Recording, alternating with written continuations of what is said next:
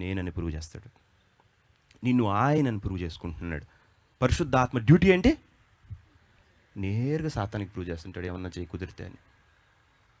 Okay, లోకమంతా వాడి చేతుల్లో ఉన్నా the biggest sin on earth ఏంటంటే యేసుక్రీస్తుని నమ్మకపోవటం. ఓకే, నువ్వు యేసుక్రీస్తుని విశ్వసిస్తున్నావు అని అంటేనే నీకు ఒక అడ్వకేట్ ఉన్నాడు. నువ్వు యేసుక్రీస్తుని అందరి నీ విశ్వాసం పెట్టుకున్నావు కాబట్టి ఆయన నీ కోసం నియమించిన అడ్వకేట్.